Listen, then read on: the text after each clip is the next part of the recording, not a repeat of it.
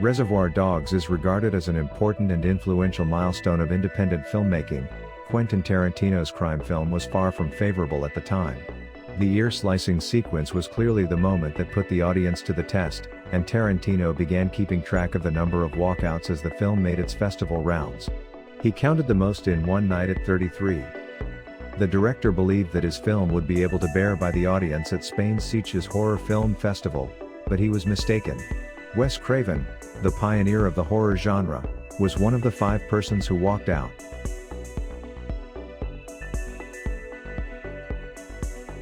Swiss Army Man is a surreal comedy drama film directed and written by Daniel Kwan and Daniel Scheinert in their feature directorial debuts, starring Paul Dano, Daniel Radcliffe, and Mary Elizabeth Winstead. The plot of Swiss Army Man centers upon a despondent guy stuck on a deserted island who befriends a dead body, and the two go on a bizarre odyssey to get home.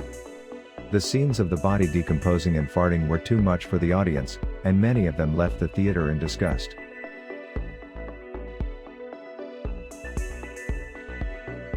Directed by Stanley Kubrick, A Clockwork Orange is one of his finest works and considered one of the most influential movies of all time, also one of the most controversial.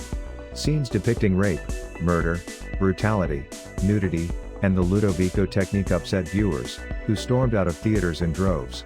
A Clockwork Orange sparked multiple violent crimes across England, prompting the film's removal from theaters.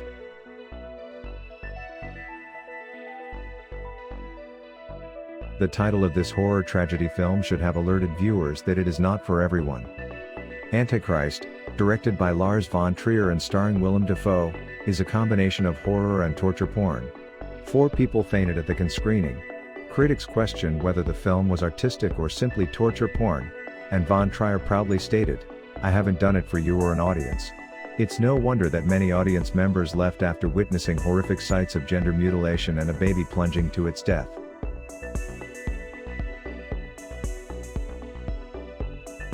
The Walk is a 3D biographical drama film directed by Robert Zemeckis and co-written by Christopher Brown and Zemeckis. It is inspired by the story of Philippe Petit, a 24-year-old French high-wire artist who walked between the World Trade Center's Twin Towers on August 7, 1974. Petit is portrayed by Joseph Gordon-Levitt in the film. The film shows Petit walking the high wire from the top and up close, causing the viewers to feel dizzy. The fact that The Walk was in 3D did not help things and many people left early. CBS News encouraged would-be moviegoers to avoid eating heavy meals before seeing the film, reporting that at least 10% of attendees became physically ill.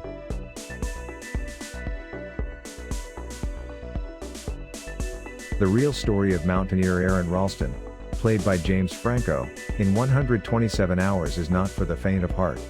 He stumbles inside a canyon gap while hiking in Blue John Canyon when a massive boulder traps his right hand and wrist against the surface and he was forced to cut off his hand with a pocket knife in order to survive. Danny Boyle has never shied away from unsettling imagery, and the buzzsaw sound effect of Franco cutting his arm was too much for some viewers. Many people vomited, fainted, or had seizures, forcing them to leave before the credits start rolling.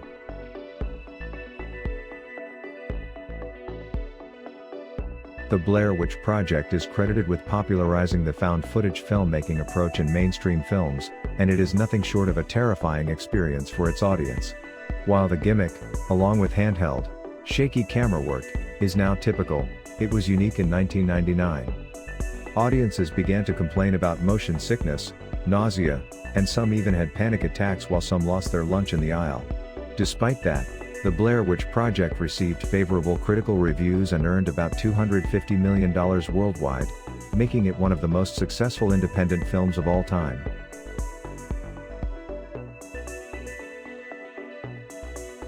Considered to be one of if not the scariest horror movies ever made, it was not uncommon to see empty seats during the screenings of The Exorcist. Watching little Linda Blair masturbate with a bloody crucifix became just too much for many audience members, preying on the sacredness of religion and the defilement of the innocent, and many people walked out before the end credits. Several viewers experienced emotional distress as a result of the film. The subliminal presence of the demon Pazuzu, along with pea soup vomiting, caused audiences to faint, scream, and vomit in response.